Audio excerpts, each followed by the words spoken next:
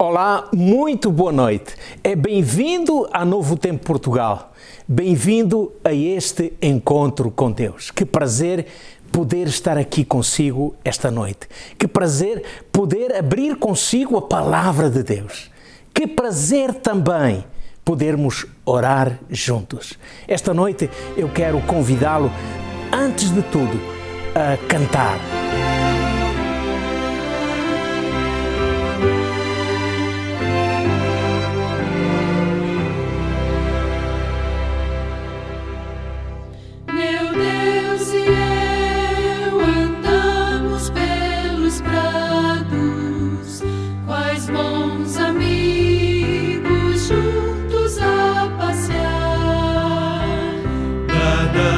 As mãos alegres conversamos, sem nada nos atrapalhar. Dadas as mãos alegres conversamos, sem nada nos atrapalhar. Meu Deus me conta de outros tempos, quando eternos planos Ele fez por mim. Quando o que vejo era apenas sonho, quando Ele o mundo fez tão belo assim. Quando o que vejo era apenas sonho, quando Ele o mundo fez tão belo assim. Meu Deus e eu eternamente juntos, quais bons amigos vamos sempre andar. Ainda que o céu e a própria terra passem, nada de Deus me pode separar. Ainda que o céu e a própria terra passem, nada de Deus me pode separar.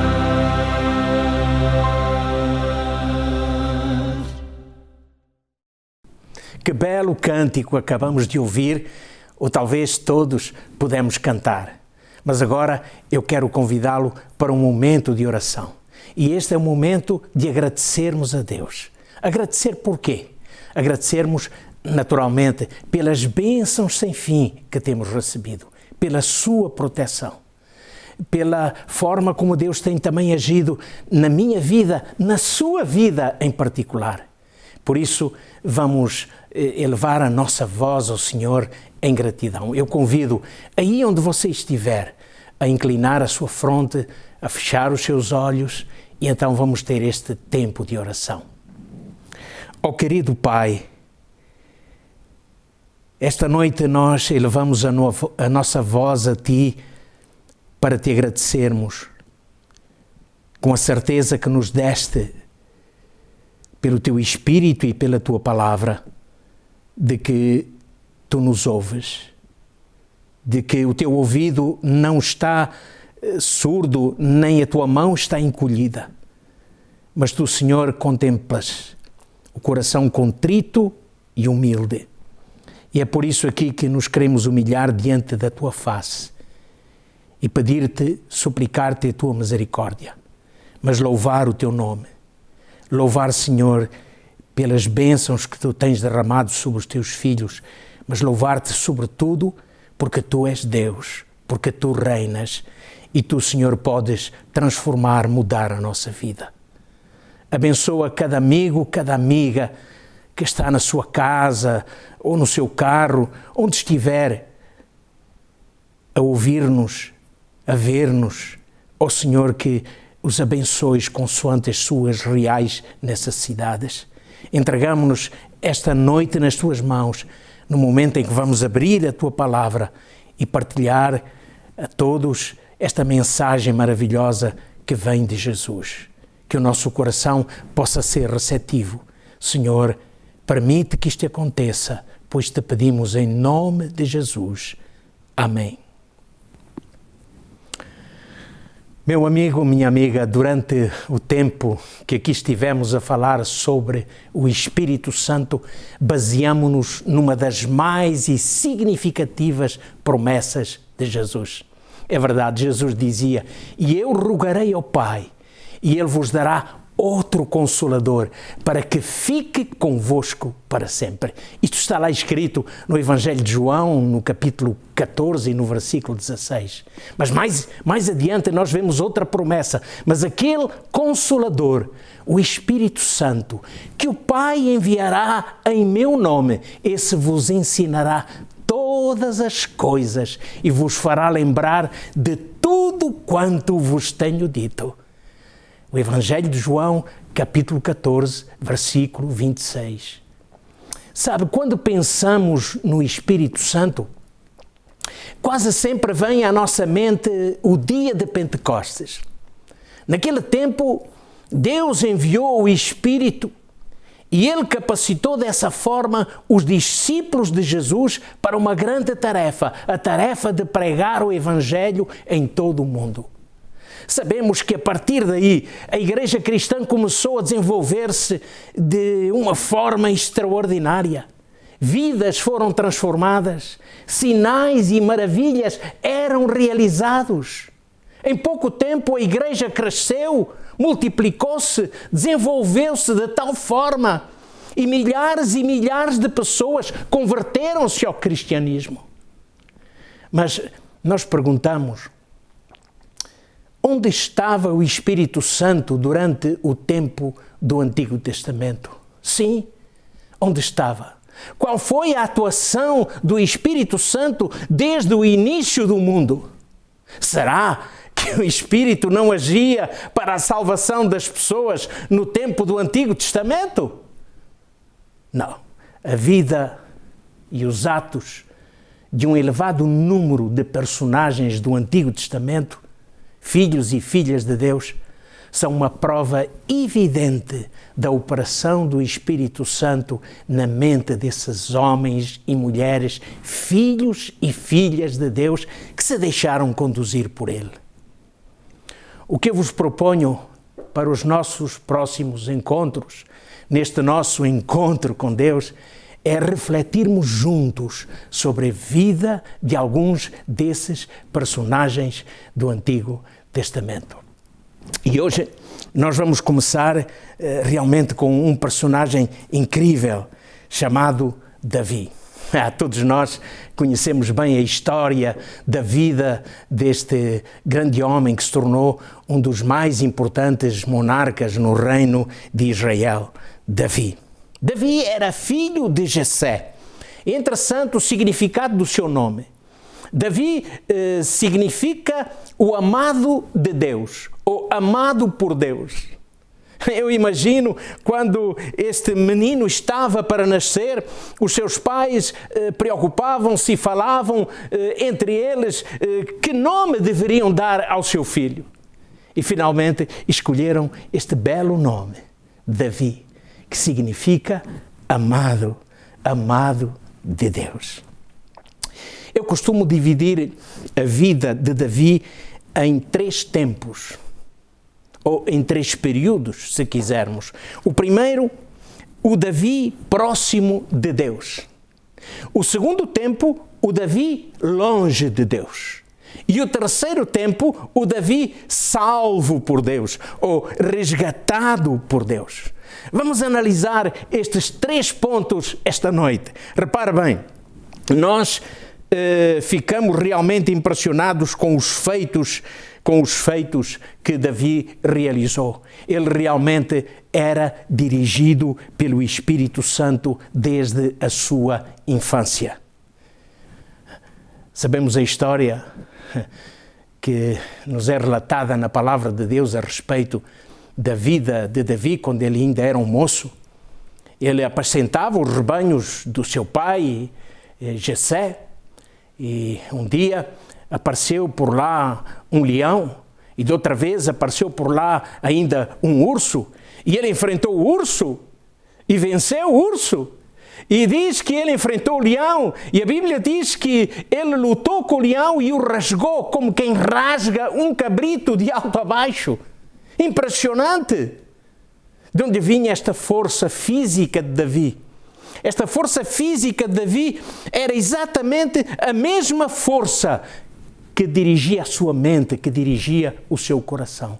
A força, o poder do Espírito Santo. Mas mais ainda, a respeito da vida deste homem. Davi um dia teve que enfrentar o célebre gigante Golias, que era o comandante das tropas dos filisteus, que amaldiçoava o Deus Criador dos céus e da terra. E Davi enfrentou em nome do Senhor. Davi usou apenas um pequeno seixo e uma funda e derrotou Golias, o grande gigante. É impressionante. Mas há muito mais que dizer acerca de Davi. Davi foi um grande compositor. Ele escreveu cânticos, músicas, melodias maravilhosas. É dito que Saul, o rei de Israel, o seu antecessor, quando era atormentado por espíritos malignos, ele chamava Davi para que trouxesse o seu instrumento, uma espécie de uma harpa, para tocar. E isso suavizava o coração deste rei Saul. Davi compôs poesia extraordinária. Nós podemos ler o livro de Salmos. Os Salmos, efetivamente, são cânticos. E são cânticos inspiradores, escritos por Davi. Sem dúvida, o Espírito Santo usou Davi para que ele pudesse escrever daquela forma tão maravilhosa. E nestes cânticos, Davi expressava o seu louvor ao Criador. Mas o aspecto mais importante da vida de Davi não foi nada disto de que acabei de vos dizer. O aspecto mais importante da vida de Davi nós encontramos exatamente no livro de 1 de Samuel. Vamos ler 1 de Samuel. Eu já tenho a minha Bíblia aqui exatamente aberta em 1 de Samuel, capítulo 16 e versículo 13. Vamos ler o texto. Diz: Então Samuel tomou o chifre do azeite e ungiu-o no meio dos seus irmãos.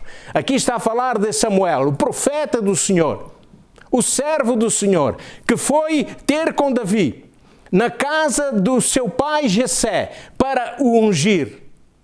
E esta unção significava realmente alguma coisa profunda que se passaria na vida deste homem, deste jovem. E diz que desde aquele dia em que foi ungido, desde aquele dia em diante, o Espírito do Senhor se apoderou de Davi.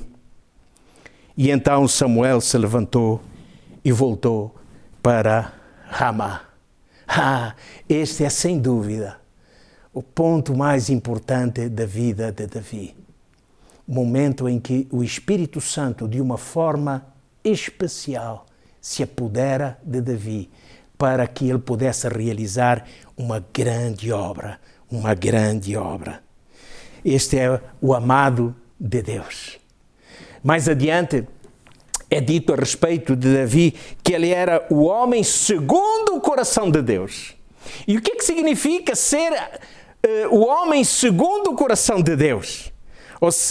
Nada mais do que isto. Em primeiro lugar, era alguém que estava comprometido com a vontade e com os propósitos de Deus. Em segundo lugar, ele tinha uma relação muito próxima de Deus. Por isso ele era o homem segundo o coração de Deus. Ele era guiado também pelo Espírito Santo de Deus. Ou seja, Deus amava realmente Davi e Davi correspondia inteiramente a esse grande amor de Deus. Davi conhecia a imensidão do amor de Deus e correspondia a esse grande e imenso amor. Bom, Davi tornou-se realmente num grande monarca e os seus feitos enquanto o rei de Israel foram impressionantes. Ele levou a nação israelita a um patamar tal que nunca se tinha visto antes. O seu reino cresceu, prosperou. Davi tornou-se realmente poderoso, alguém respeitado por todas as nações. Era um servo de Deus, porque ele era conduzido pelo Espírito Santo. Este foi o tempo em que Davi realmente andava com Deus, o tempo em que Davi estava mais próximo de Deus. Mas agora vamos pensar no segundo tempo, quando realmente Davi se encontrava longe de Deus. O que é que acontece depois de tudo isto? Davi subiu ao trono e algo começou a acontecer. Começa a ser vivido por Davi um tempo de declínio espiritual. Nós não sabemos quando começa a acontecer ou como começou este declínio espiritual. Mas nós podemos perguntar esta noite quando é que começa um declínio espiritual na vida de uma pessoa. É fácil entendermos isso. Quando essa pessoa negligencia a oração, quando essa pessoa negligencia o estudo da palavra de Deus, quando essa pessoa se escusa da comunhão com Deus, então começa a haver falta de alimento espiritual, porque é através da oração, do estudo da palavra de Deus, da comunhão com Deus, que nós podemos ser alimentados espiritualmente. Então, quando isso falta na vida, há um declínio espiritual. Há um declínio espiritual. Foi o que aconteceu. As prioridades da vida de Davi, da vida espiritual de Davi, pouco a pouco foram sendo esquecidas. Ele começou a confiar mais em si, mais nas suas capacidades. Afinal, ele era o rei. Ele começou a confiar mais nas suas forças. Meus amigos, nesta história, nós temos a demonstração inequívoca de que na caminhada espiritual não é seguro confiarmos em nós próprios, nas nossas capacidades, nas nossas forças. No plano da santificação, que é o plano de uma vida inteira, nós somos dependentes de Deus. Somos dependentes da sua graça, somos dependentes da justiça de Cristo e somos dependentes da ação contínua do Espírito Santo na nossa vida. Davi simplesmente afastou-se de Deus. Eu imagino Davi cheio de justiça própria, cheio de orgulho, pensando e dizendo: eu agora não preciso de mais ninguém. Nem preciso mais de Deus, porque eu tenho tudo. Eu sou forte, eu sou poderoso, eu tenho domínio nas minhas mãos. É verdade. Quando nos afastamos de Deus, sabe o que é que acontece quase sempre? Alguém se aproveita dessa situação. Quando nos afastamos de Deus, Satanás vai tentar aproximar-se de nós. E foi isso que realmente aconteceu na vida de Davi. Ele afastou-se tanto de Deus que Satanás se aproximou de Deus. Meus amigos, há duas coisas que nós precisamos saber, duas coisas que nós precisamos saber a respeito do pecado. A primeira nós encontramos na Epístola de Tiago. Vamos ler a Epístola de Tiago, capítulo 4, versículo 17. Eu já tinha marcado aqui na Palavra de Deus, na minha Bíblia, e vou ler então Tiago, capítulo 4, versículo 17. Aquele, pois, que não sabe fazer, aquele, pois, que sabe fazer o bem e não faz, comete pecado. Aquele, pois, que sabe fazer o bem e não faz, ele comete pecado. O que é que isto significa? E significa que se realmente eu sei que isto é o correto, é isto que eu devo fazer, mas faço precisamente ao contrário disto, então eu estou a cometer pecado, segundo este texto de Tiago. Por outro lado também podemos pensar desta maneira: se eu sei que aquilo é errado, se eu sei que aquilo não devo fazer, e eu faço premeditadamente, então eu estou cometendo pecado. Mas o outro texto nós encontramos no Evangelho de João. Vamos ler também este texto do Evangelho de João no capítulo 8, versículo 34. Agora, são palavras de Jesus. Jesus diz no Evangelho de João, capítulo 8, versículo 34: em verdade vos digo que todo aquele que vive pecando é servo do pecado. Olha que Jesus está aqui a dizer: se tu vives continuamente pecando, se tu vives continuamente cometendo pecados, então tu passaste a ser um servo do pecado, ou um escravo do pecado. Agora vamos unir estes dois textos, o de Tiago e este do Evangelho de João. Quem sabe fazer o bem, mas não faz, comete pecado. E se você persistir nisso, sabendo o que é que deve fazer, mas faz o contrário, continua cometendo pecado. E depois o outro texto diz: e aquele então que vive assim, que vive dessa maneira, que sabe realmente o que é que não deve fazer, porque aquilo é mau, aquilo é pecado, e continua a fazer, então ele passou a ser o quê? Um escravo do pecado, um servo do pecado.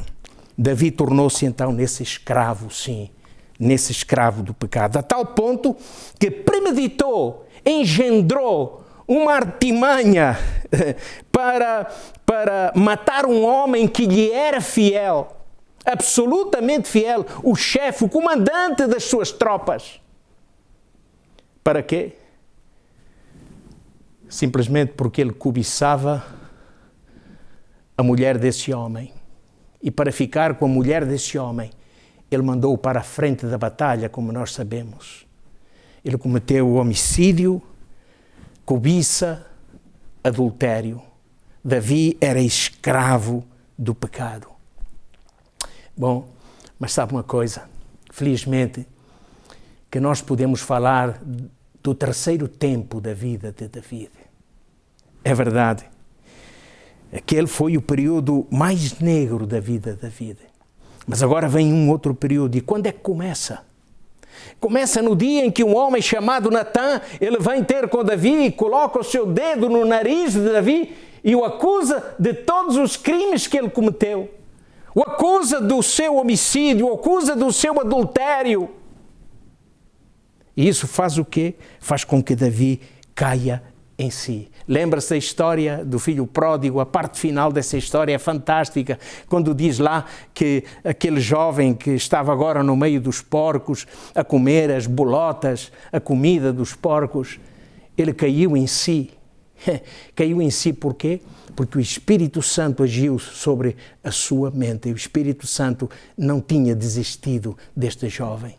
O mesmo acontece com Davi. Apesar dos seus horrendos pecados, apesar de se ter afastado tanto de Deus, ainda assim o Espírito Santo usou Natã e o Espírito Santo usa agora também, trabalha agora também no coração de Davi para que realmente ele pudesse cair em si. E felizmente Davi caiu em si, se arrependeu, e o seu arrependimento foi um arrependimento sincero. Davi sentiu angústia. Sabem, quando eu penso no arrependimento de Davi, eu costumo dizer que Davi sentia uma revolta contra ele próprio. Ele estava revoltado contra si mesmo. E isto porque o Espírito de Deus o chamava à razão. E então no Salmo 51, eu convido esta noite a abrir a sua Bíblia, no Salmo 51, e vamos ler a partir do versículo 1 em diante. Diz: tem misericórdia de mim, ó Deus. Olha a oração de Davi. o arrependimento de Davi. Tem misericórdia de mim, ó Deus, segundo a tua benignidade. Apaga as minhas transgressões, segundo a multiplicação das tuas misericórdias. Lava-me completamente da minha iniquidade e purifica-me do meu pecado. Porque eu conheço as minhas transgressões e o meu pecado está diante de mim. Contra ti somente pequei e fiz o que é mal à tua vista, para que sejas justificado quando falares e puro quando julgares. Repare, meu amigo, Davi, o que é que está aqui a dizer ao Senhor? Tremendamente angustiado, revoltado contra si próprio, ele agora apelava para a misericórdia de Deus. Ele não escondia o seu pecado. Ele se declarava pecador, ele sabia, ele dizia mesmo: eu conheço as minhas transgressões, contra ti pequei, contra ti somente pequei, Senhor. Davi sentia angústia por ter pecado, e isto porque o Espírito Santo de Deus agia na sua vida, na sua mente, no seu coração. Neste mesmo Salmo 51, há mais 2 versículos que eu considero realmente muito próprios e muito importantes para compreendermos o significado do arrependimento de Davi. No versículo 11 nós lemos Davi dizendo: não me lances fora da tua presença e não retires de mim o teu Santo Espírito. Olha o que Davi pedia ao Senhor: Senhor, por favor, eu sei que eu caí muito lá no fundo, eu fiz coisas muito erradas, mas não retires, por favor, de mim o teu Santo Espírito. Não retires, Senhor. E então ele pedia ao Senhor. No versículo 10, nós lemos que Davi dizia: cria em mim, ó Deus, um coração puro e renova em mim um espírito reto. Percebemos a angústia de Davi? Não é difícil perceber. Agora a pergunta que fazemos é: mas afinal, quando é que Deus perdoa? Quando é que Deus perdoa? A resposta nós encontramos em Salomão, livro de Provérbios, capítulo 28, versículo 13. O que encobre as suas transgressões nunca prosperará, mas o que as confessa e deixa alcançará misericórdia. Então quando é que Deus perdoa? Leu, você viu no texto, ouviu: o que confessa e deixa alcançará o perdão. É isto, é aqui que Deus perdoa. Davi compreende a dimensão do perdão divino. E eu pergunto, meu querido amigo, tu conheces a dimensão do perdão divino? Se calhar há uma pergunta ainda mais importante do que esta a ser feita. Tu já experimentaste esse perdão divino? Ou então ainda existe uma outra pergunta ainda mais importante que esta: tu precisas desse perdão divino? Mas ainda há uma pergunta mais importante do que qualquer destas. E a pergunta é: tu queres o perdão divino? Tu aceitas o perdão divino? Davi aceitou o perdão divino. O perdão divino está sempre à nossa disposição quando nos arrependemos e quando o nosso arrependimento é genuíno. Davi dizia no Salmo 86, versículo 5. Eu vou ler este Salmo. 86, versículo 5, aliás, este versículo. Tu, Senhor, és bom e pronto a perdoar e abundante em benignidade para todos os que te invocam.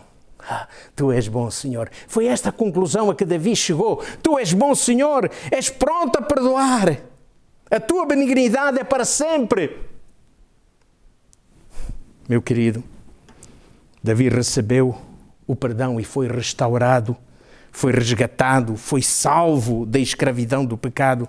E então mais tarde, Davi dizia: eu escondi a tua palavra no meu coração, Senhor, para eu não pecar contra ti. Está lá no Salmo 119, versículo 11. Escondi a tua palavra no meu coração para eu não pecar contra ti.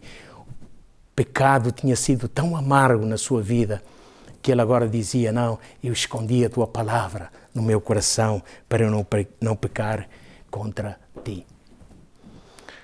Eu estou a terminar esta noite, mas eu quero dizer-lhe que a vida de Davi passou a ser diferente quando ele voltou a experimentar o que é ser dependente de Deus. Então um dia ele dizia: deleita-te no Senhor e Ele concederá os desejos do teu coração. Deleitar-se. Que significa isto? Deleitar-se. Deleitar significa ter prazer. Deleitar significa ter satisfação e contentamento. Quando o salmista diz, deleita-te no Senhor, isso implica, em primeiro lugar, reconhecê-lo como o único e verdadeiro Deus. Sim, somente pode deleitar-se no Senhor aquele que realmente compreendeu o seu senhorio. Ele é o Deus criador e sustentador de todas as coisas. É Ele quem nos fortalece, Ele governa a história segundo os seus propósitos que são soberanos. E Ele quer conduzir-nos pelos caminhos da verdade. Sim, deleitar-se no Senhor implica em adorá-lo, glorificá-lo de forma apropriada. E isso inclui crer nele, isso inclui meditar nele, isso inclui lembrar-se dele, falar com ele, honrá-lo, amá-lo, desejá-lo, apreciá-lo sobre todas as coisas. Deixar que ele domine a sua vida. Aquele que se deleita no Senhor tem zelo por ele. Essa pessoa entrega-se em total obediência e submissão à vontade do Senhor. Quem se deleita no Senhor confia e espera nele. Espera em tudo e jamais sente prazer naquilo que ofende e transgride a sua palavra. Meu querido amigo, minha querida amiga, nós iremos cantar esta noite, antes de terminarmos com a última oração, ou com os últimos momentos de oração, um hino que nos lembra que nós somos de Jesus agora. Eu não sei como está a tua vida, não sei se há alguma coisa que precisas resolver com Deus. Lembra-te, o perdão de Deus está ao teu alcance. E quando nós somos perdoados, então nós passamos a ser de Jesus. Davi, a partir daquele momento, quando ele sentiu que realmente o Senhor o perdoou, o Senhor tirou aquele fardo da sua vida, ele podia dizer, eu agora sou de Jesus. Eu agora pertenço ao meu Senhor.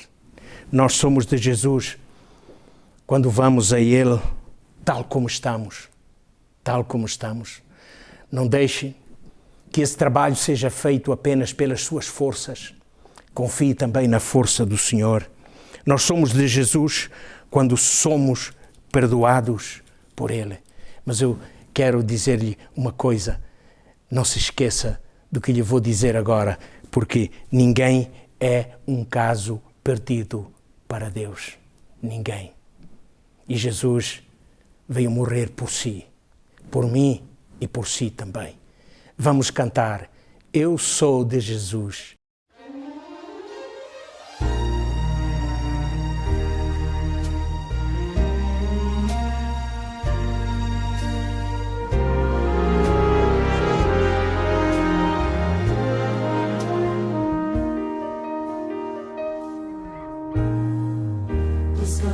A seguir, dois senhores a lutar. Qual dos dois irei servir? Há só uma decisão. Quantas vezes procurei os prazeres deste mundo, encontrei mil motivos pra chorar. Sempre vem disfarçando as intenções, com ciladas ao redor, ele quer me destruir. Só Jesus pode me dar a real felicidade e poder para ser o vencedor. Sou de Jesus, da vitória, o alimento, a vida, rocha eterna da salvação, seu amor me atraiu.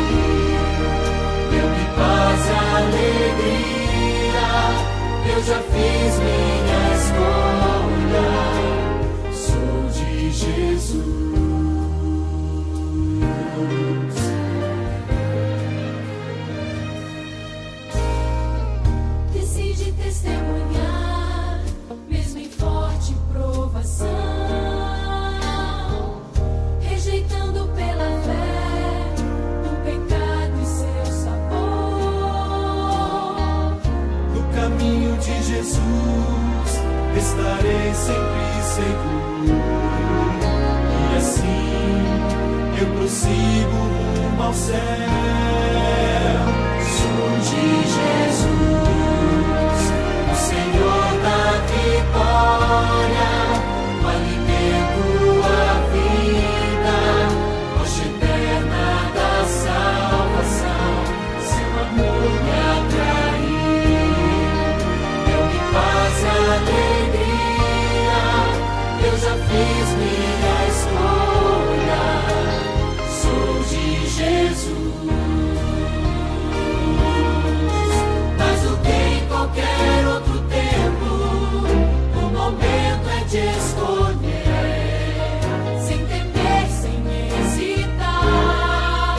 Eu escolho Jesus, sou de Jesus, o Senhor da vitória, o alimento, a vida, rocha eterna da salvação. Seu amor me atraiu, deu-me paz e alegria. Eu já fiz minha escolha, sou de Jesus.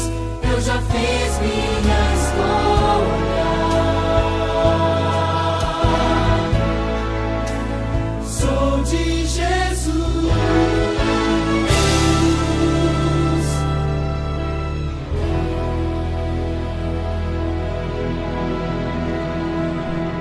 Que belo cântico. Eu espero que realmente seja assim na sua vida. Eu sou de Jesus agora.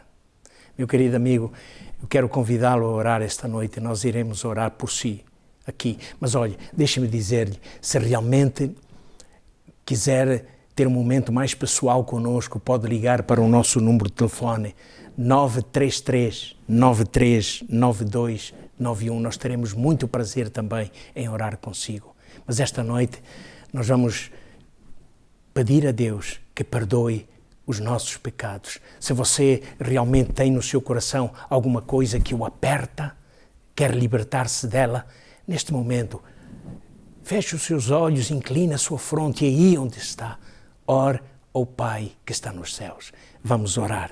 Querido Pai, nosso Deus, que maravilhoso é o teu perdão, que maravilhosa é a tua graça e nós te louvamos por isso. Ó Senhor, aceita o coração, a decisão destes teus filhinhos que estão conosco neste encontro com Deus. Permite, Senhor, que o teu Santo Espírito possa conduzir cada uma dessas vidas e que seja para a honra e glória do teu nome. E agora, Senhor, dá-nos nesta noite ainda a paz e a tua graça que nos é suficiente. Em nome de Jesus. Amém.